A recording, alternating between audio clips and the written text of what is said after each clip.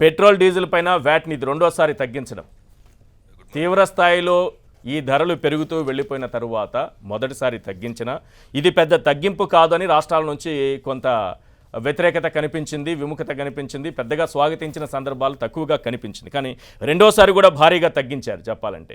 అయినా సరే ఇప్పటికీ కాంగ్రెస్ కానీ బీజేపీయేతర రాష్ట్రాలు కానీ విమర్శలు చేస్తూనే ఉన్నాయి. భారీగా పెంచేసి మీరు కొంత తగ్గించి చూపించడం వల్ల పెద్ద ఉపయోగం లేదని ఏం చెప్తారు? గుడ్ మార్నింగ్ ఈశ్వర్ గారు, మీకు ప్యానెల్లో ఉన్నటువంటి ఇతర పెద్దలకి గుడ్ మార్నింగ్. మిత్రుడు క్రిషాంక్ టీఎస్ఎండిసి చైర్మన్ అయిన తర్వాత మొదటిసారి నాతో కలిసి చర్చలో పాల్గొంటున్నారు. వారికి కూడా శుభాకాంక్షలు, అభినందనలు. ఈశ్వర్ గారు, మీరు పెట్టిన పంచాయతీ ఎట్లుందంటే పగోని పంచాంగం చెప్పమంటే పగటిలు చచ్చిపోతామని చెప్పింది.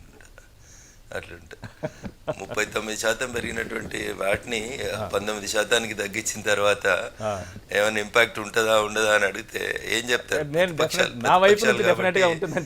విమర్శించాలి కాబట్టి విమర్శిస్తారు కాదు సార్, అదే చెప్తా ఉన్నాను నేను. పగోని పంచాంగం చెప్పమంటే వాడు మన మేలుగోరి పంచాంగం ఎట్లా చెప్తాడు ఈశ్వర్ గారు? మీకు అంతా మంచి జరుగుతుందని పంచాంగం చెప్పలేడు కదా పొద్దున. సరే, వారు ఇచ్చేటువంటి విమర్శల్ని కూడా సద్విమర్శలుగా తీసుకుంటాం. ఇంకా ఏమైనా ప్రజలకు మేలు చేయడానికి ఇంకా ఏమైనా అవకాశాలు ఉంటే కేంద్ర ప్రభుత్వం మళ్ళీ ఆలోచిస్తుంది.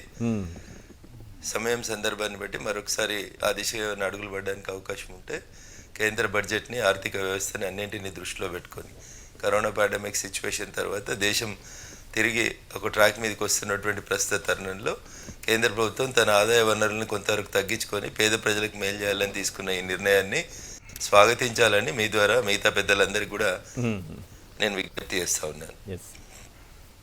ఇక్కడ ఒక అంశం సార్, 2014లో పెట్రోల్ మీద ఎక్సైజ్ డ్యూటీ ₹9.48, డీజిల్ పైన ఎక్సైజ్ డ్యూటీ ₹3.56. దానిని మీరు ₹30 పైగా పెంచుకుంటూ వెళ్ళి పెట్రోల్ పైన ₹32.90, డీజిల్ పైన ₹31.80 పెంచుకుని వెళ్ళి ఇప్పుడు తగ్గించినా అది పెద్ద తగ్గింపు కాదనేటటువంటి వాదనకి ఏం సమాధానం చెబుతారు? ఇప్పుడు మీరు 14 నాటి కంపారిజన్ తీసుకొస్తోంది కాంగ్రెస్ పార్టీ, అప్పుడే దీనిపైన రియాక్షన్ కూడా కనిపించింది. ఇప్పుడు పెట్రోల్ పైన ఎక్సైజ్ డ్యూటీ ₹19.90, ₹15.80 డీజిల్ పైన కనిపిస్తోంది. ఆ కంపారిజన్ ఎలా చూస్తారు?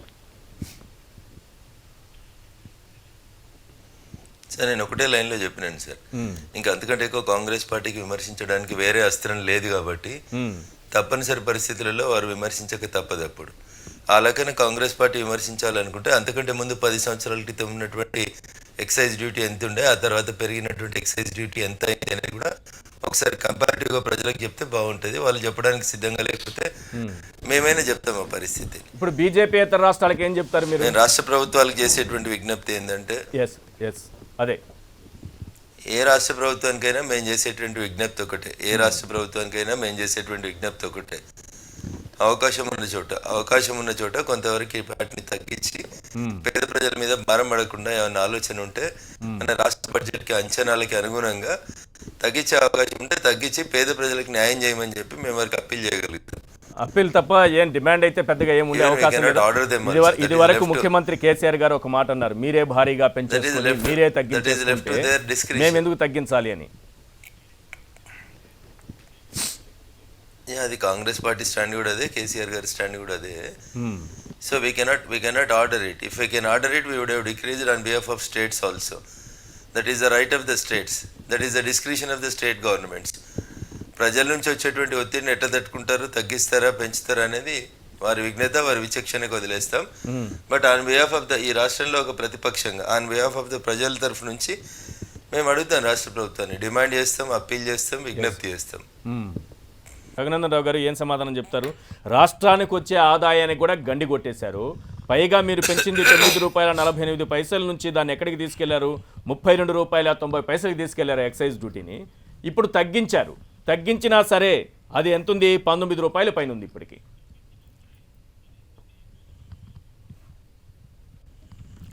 ఈశ్వర్ గారు, నేను అక్కడ చర్చలో పాల్గొంటున్నటువంటి ఆర్థికవేత్తలంతా గొప్ప గణాంకాలను చెప్పలేను కానీ యూపీఏ మన్మోహన్ సింగ్ గారు ప్రైమ్ మినిస్టర్ అయిన రోజు ఢిల్లీలో లీటర్ పెట్రోల్ ధర ₹33.71 సార్.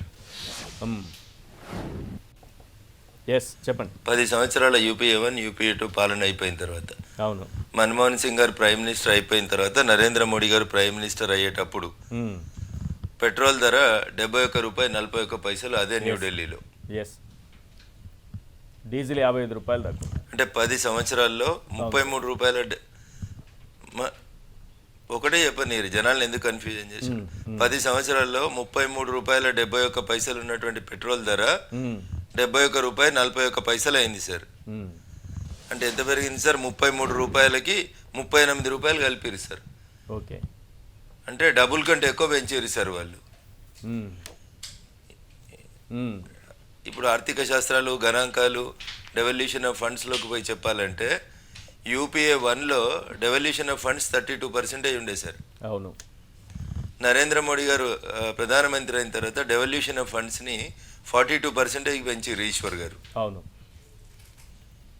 ఎవరు అడిగే కంటే ముందే ఒక ముఖ్యమంత్రిగా చేసినటువంటి అనుభవంతో రాష్ట్రాలకు వచ్చేటువంటి వాటాని 32% నుంచి 42% పెంచారు. అంత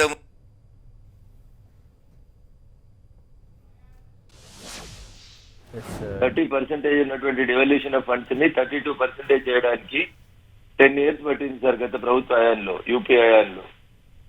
అదే ఎన్డీఏ వచ్చిన తర్వాత నేరుగా 32% ని 42% పెంచింది ఎన్డీఏ ప్రభుత్వం, నరేంద్ర మోడీ గారి ప్రభుత్వం. కాంగ్రెస్ ఉన్నటువంటి 2004 నుంచి 2014 దాకా యావరేజ్ న ప్రతి సంవత్సరం 3 రూపాయల 80 పైసలు సగటున పెంచుకుంటూ వచ్చారు. ఒకసారి పెంచిరా, 2 సార్లు పెంచిరా, 3 సార్లు 38 రూపాయలు పెంచారు సార్.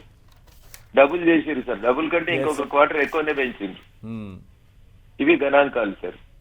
ఇవి జనాలకి విడమర్చి చెప్పేందుకు నేను ఒక ప్రయత్నం చేస్తా ఉన్నా. స్టాటిస్టిక్స్ లో సెస్ ఏంది, సర్చార్జ్ ఏంది, రాష్ట్ర ప్రభుత్వాల ఆదాయం ఏంది, కేంద్ర ప్రభుత్వం ఆదాయం ఏంది, కేంద్రం ఏం చేస్తుంది, రాష్ట్రాలు ఏం చేస్తున్నాయి అంటే పార్లమెంట్ లో ఆర్థిక మంత్రి గారు ఒకరోజు చెప్పింది, అపార్ట్ ఫ్రమ్ ద 42% వివిధ పథకాల కింద మాకు వస్తున్నటువంటి 100 రూపాయల్లో మేము తిరిగి రాష్ట్రాలకు పంపుతున్నటువంటి డబ్బులు 76% పంపుతున్నాం. ప్రత్యక్షంగా 42%, పరోక్షంగా వివిధ పథకాల కింద కలిపి మొత్తం మాకు వస్తున్నటువంటి 100 రూపాయల్లో 76 రూపాయలని రాష్ట్ర ప్రభుత్వాలకి వివిధ పథకాల కింద పంచుతున్నాం అని on the floor of the house దేశ ఆర్థిక మంత్రి గారు క్లియర్ గా ప్రజలకి వివరించి చెప్పారు సార్. సార్ మీరు సర్చార్జ్ చేసిండ్రా, సెస్ చేసిండ్రా, వ్యాట్ వేసిండ్రా అనేది జనానికి స్పష్టత ఉండాలని మాత్రమే నేను రేటు రూపం లోపలే చెప్పినాను. 33 రూపాయలు 71 రూపాయలు అయింది 10 ఏళ్లలో. UPA 1 and UPA 2. చెప్పండి. యూపీఏ హయాంలో వరన్నర్ ఇందాక రోడ్ సెస్, అగ్రికల్చర్ సెస్ వచ్చినాయి. యూపీఏ హయాంలో పర్ డే 7 kilometers రోడ్ వేసేవారు నేషనల్ హైవే యావరేజ్. 2004 నుంచి 2014 వరకు దిగిపోయే రోజుకి వాళ్ళు పర్ డే కొత్తగా వేసినటువంటి రోడ్లు 7 kilometers పర్ డే సార్. మేము వేస్తుంది ఈరోజు per day 28 kilometers per day వేస్తున్నాం sir. This is the progress what we have shown when the income is increased to the central government. మిత్రుడు క్రిషాంక్ గుర్తుపెట్టుకోవాల్సింది ఏంటంటే 2014 తెలంగాణ రాష్ట్రం ఏర్పాటైనప్పుడు తెలంగాణలో జాతీయ రహదారుల సగటు 2% తోటి దేశంలోనే అన్నిటికంటే తక్కువ జాతీయ రహదారులు కలిగినటువంటి రాష్ట్రం. 2558 కిలోమీటర్లు మాత్రమే జాతీయ రహదారులు ఉండే తెలంగాణ లోపల. ఈరోజు 8 సంవత్సరాల మా పాలన పూర్తయిన తర్వాత మన నితిన్ గడ్కరీ గారు హైదరాబాద్ వచ్చిన రోజు చెప్పింది ఏంటంటే ఈరోజు తెలంగాణలో 5000 కిలోమీటర్ల జాతీయ రహదారులకు పెంచినాం. అంటే 8 years లోపల మేము తెలంగాణలో జాతీయ రహదారుల్ని 2558 నుంచి 5000 కిలోమీటర్లకు పెంచినాం. కొత్తగా మొన్న 8000 కోట్ల రూపాయల జాతీయ రహదారులను ఇచ్చిపోయినారు. హైటెక్స్ లో కేటీఆర్ గారు, తుమ్మల నాగేశ్వరరావు గారు, నాటి రోడ్లు భవనాల శాఖ మంత్రి గారు, నితిన్ గడ్కరీ గారు వచ్చిన రోజు చెప్పిన విషయం ఏంటంటే ఆ రోజుకి 150,000 కోట్ల రూపాయలని మాకు జాతీయ రహదారుల కోసం ఇచ్చి తెలంగాణలో జాతీయ రహదారుల సగటుని 4% పెంచిర్రు. ఈ రోజు దేశంలో మమ్మల్ని నెంబర్ 1 స్టేట్ గా తీర్చిదిద్దినందుకు నితిన్ గడ్కరీ గారిని అభినందిస్తున్నాం. ఇది కేటీఆర్ గారు చెప్పిండ్రు. మరి మేము వేస్తున్నటువంటి రోడ్ సెస్, మేము వేస్తున్నటువంటి అగ్రికల్చర్ సెస్ ఏమన్నారు ఇందాక, బియ్యం ఇచ్చినారు, బియ్యం ఇవ్వాలే బాధ్యత, ఆత్మనిర్భర్ భారత్ కింద ఇచ్చినారు, అది వారి బాధ్యత. ఈ రోజు కూడా November 1 వరకు మేము ప్రతి వ్యక్తికి 5 కిలోల రేషన్ బియ్యాన్ని ఉచితంగా పంపించేస్తా ఉన్నాం. దాన్ని పోయిన నెల 1వ తారీఖు నుంచి రాష్ట్ర ప్రభుత్వం మేమిస్తున్న ఉచిత బియ్యాన్ని రూపాయి కిలో బియ్యంగా ₹1 ఛార్జ్ చేస్తున్నారు. మేము ఇస్తున్నటువంటి ఉచిత బియ్యాన్ని రాష్ట్ర ప్రభుత్వం ఆపేసింది. డీప్ గా గణాంకాలకు పోతే ఇట్లాంటి అనేక రకాలైనటువంటి అంశాలు ఈ చర్చ మీరు 30 నిమిషాల్లో ముగించాలనుకుంటే కొంచెం కష్టమైంది ఈశ్వర్ గారు. బట్ పాపారావు గారు వారు చెప్పాలనుకుంది సిపిఎం పార్టీ కేరళలో బాగా చేస్తా ఉంది, రాష్ట్రాలు బాగా పనిచేస్తా ఉంది, కేంద్రంలో ఇది రాజకీయ అస్త్రంగా, ఇది ఒక రాజకీయ అస్త్రంగా ఉపయోగించుకోవడానికి ఒక ప్లాన్. మీరు రాష్ట్రాలను గిచ్చుతున్నారు, గెలుతున్నారు. ఒక నిమిషం సార్ ప్లీజ్, నేను ఒక క్వశ్చన్ వేస్తా. సరే సార్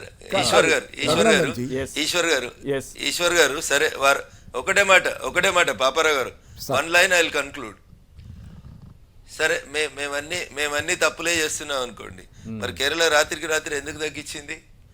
అట్లే మిగతా రాష్ట్రాలు తగ్గించమని అడగాలి కానీ వారు ఏదో గణాంకాలు తీసుకొని వచ్చి గ్రాఫిక్స్ చెప్పి జనానికి అర్థం కాకుండా చేసి సిపిఎం పాలన ఒకటే బాగుంది, మిగతా రాష్ట్రాల పాలన లేదు, మిగతా పార్టీలు 4 రాష్ట్రాలు ఒకటి చేసారు.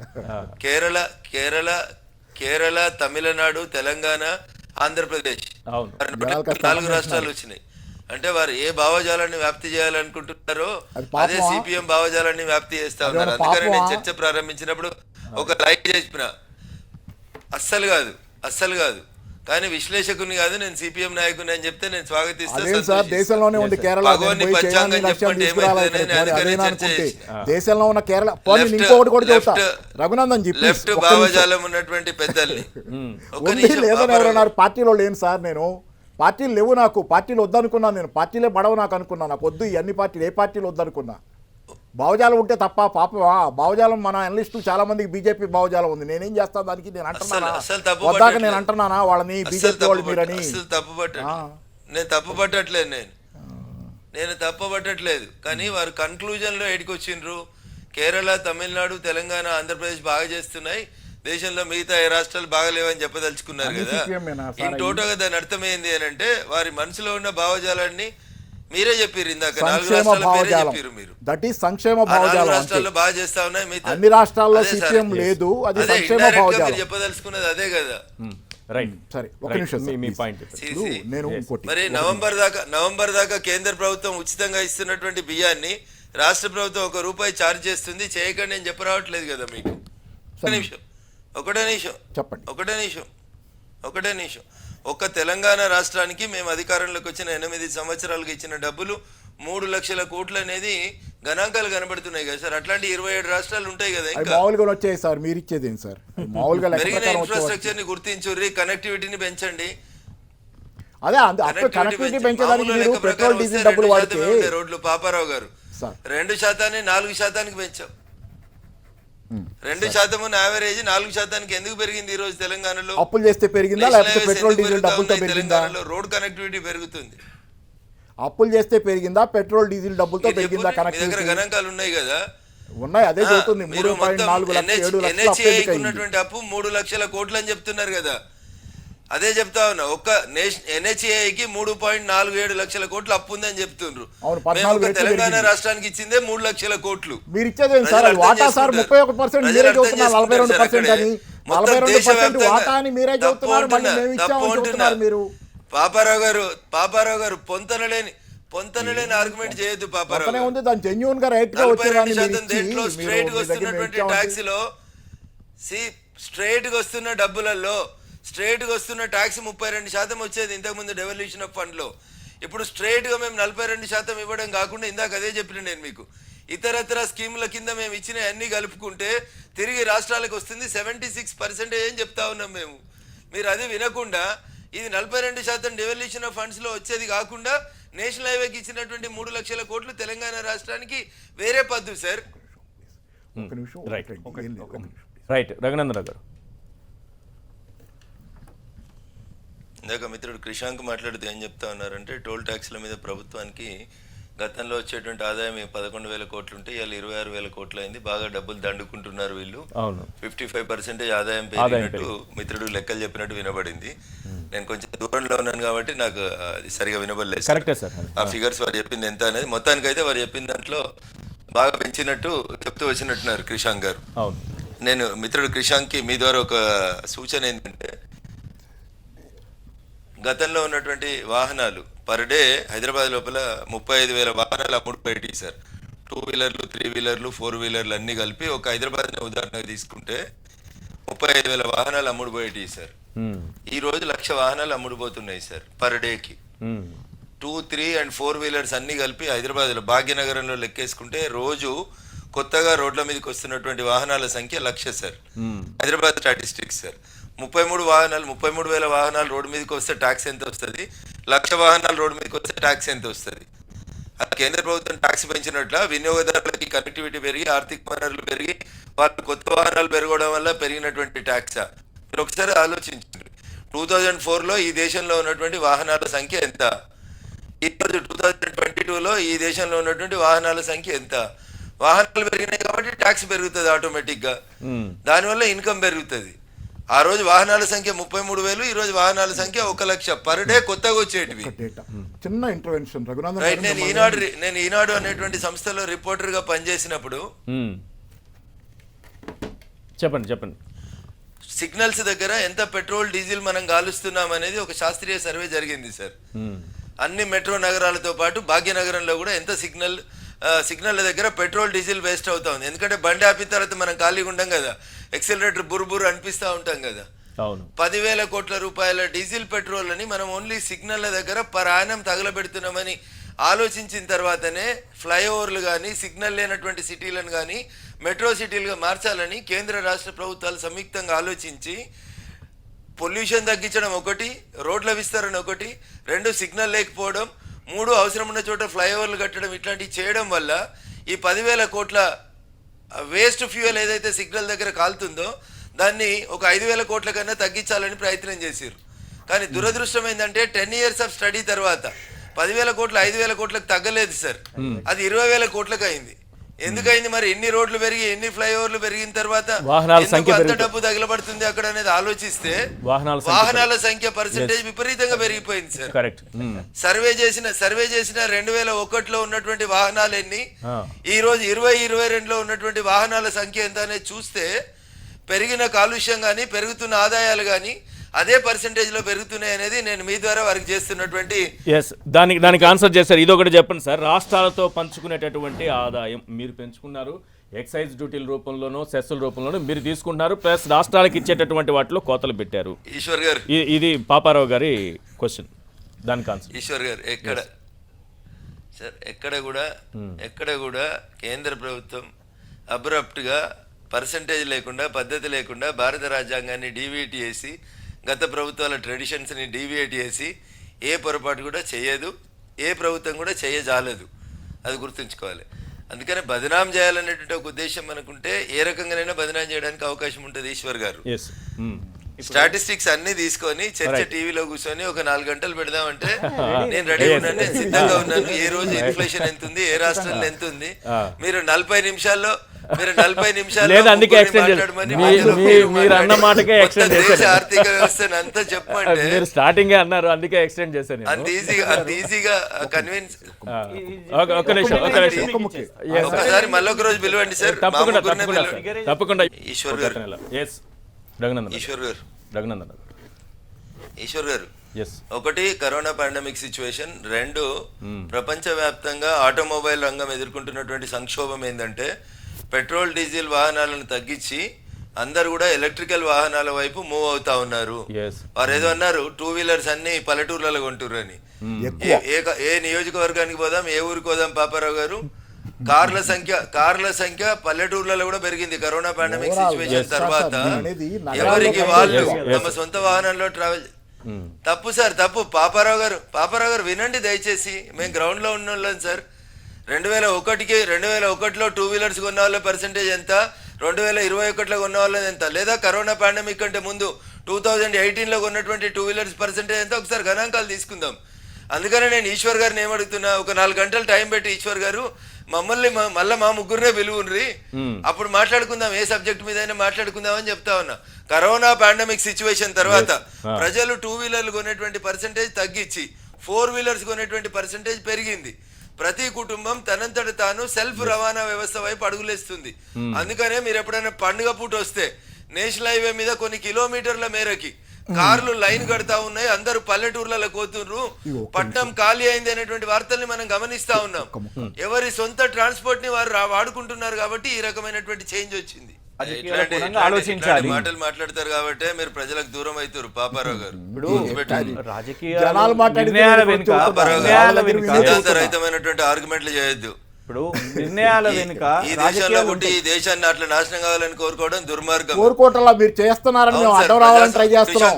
మీరు చేస్తున్నారని చెబుతున్నాం. మా బాధ అంతా మీరు చేస్తున్నారని, మీరు అలా చేయకుండా ఉంటే బాగుంటుందని మీకు కూడా చెబుతున్నాం. లేరు కదా ఈ దేశంలో మీరు లేరు కదా. ఈ దేశంలో లేని మీరు మాట్లాడితే ఏమొస్తుంది? ఆ దేశంలో మాట్లాడితే ఏమొస్తుంది? మీరు ఈశ్వర్ గారు ఏదైనా అల్టిమేట్ గా ప్రజాస్వామ్యంలో మీరు గుర్తించాల్సింది, మీరు అల్టిమేట్ గా ప్రజాస్వామ్యంలో అల్టిమేట్ గా మీరు గుర్తించుకోవాల్సింది పాపారావు గారు, ప్రజల తీర్పే గొప్పది. ప్రజల కొరకు ప్రజలే ప్రజల గ్రౌండ్ ని మీరు కోల్పోయినరు. కాదని ఎవరన్నారు సార్? మీకు ఇలాగే చేసుకుంటే ప్రజల గ్రౌండ్ ని మీరు కోల్పోయినరు. ఆ ప్రజల గ్రౌండ్ ని సిపిఎం గా వామపక్షాలు ఈ దేశంలో కోల్పోయినాయి సార్. మేము ప్రజల మేలు కోరి చేస్తా ఉన్నాం.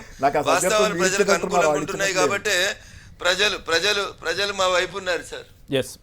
ఈశ్వర్ గారు రఘునందన్ రావు గారు ఇదేనా గ్యారంటీ ఉందా? రాష్ట్రాలు అయితే, తెలంగాణ అయితే మేము పెంచేది లేదు అంటుంది, తగ్గించేది పెంచలేదు, పెంచేది లేదు అని కూడా చెప్తోంది. మరి మీరు పెంచము ఇక మీదట ఏమైనా గ్యారంటీ ఇస్తారా? ప్రజలు తీర్పిస్తారు ఈశ్వర్ గారు, ఎందుకు తొందర? ఒక 6 నెలల వెనుక, ఒక 6 నెలల ముందు ప్రజలు తీర్పిస్తారు. అందరం తీర్పు కోసమే జరిగిందని అంటున్నారు అన్నట్టు. నిన్నటి చర్చలు క్రిషాంక్ నేను ఈశ్వర్ మాట్లాడిన దానికి it is a small statement Eshwar అని చెప్పినాను. కేసీఆర్ గారు జాతీయ రాజకీయాలకు పోవడం తప్పని నేను చెప్పలేను. నిన్న పొద్దు టీవీ ఛానల్లో ఒకసారి రివైండ్ చేసుకొని చూడండి. వి వెల్కమ్ ఇట్ అని చెప్పినాం. మేము అడిగినే ఉన్నాం క్రిషాంక్ గారు, మేమంతా రిజిడ్ గా అంత కుచితంగా ఏం ఆలోచిస్తలేము. ఆయన ఢిల్లీకి ఎందుకు వచ్చిండని అనలేదు. ఆయన ఢిల్లీకి ఎందుకు వచ్చిండని అనేటోళ్ళం అయితే ఢిల్లీలో టీఆర్ఎస్ పార్టీకి జాగా ఎందుకు ఇస్తాం అబ్బా? మీలాగా జిల్లాలలో ప్రతిపక్ష పార్టీలకు జాగా లేకుండా మేము మాత్రమే జాగాలు కూడా ఇచ్చినాం కదా. అక్కడనే తెలుస్తుంది కదా మేము ఎంత బ్రాడ్గా ఉన్నాం అనేది మీరు అర్థం చేసుకోండి. తెలుస్తా ఉంది ఎవరు బ్రాడ్గా ఉన్నారు, ఎవరు కుచితంగా ఆలోచిస్తా ఉన్నారని మీరు ఆలోచించారు. మళ్ళీ చెప్తా ఉన్నా ఈశ్వర్ గారు, క్రిషాంక్ నిన్న మా చర్చలు వినట్టున్నాడు. We welcome KCR's entry into the Delhi. ఒక్క ఢిల్లీకే కాదు సార్, ఇంకా అన్ని రాష్ట్రాలు కూడా తిరగని బాగా ఎదగాలని కోరుకుంటాం. రైట్.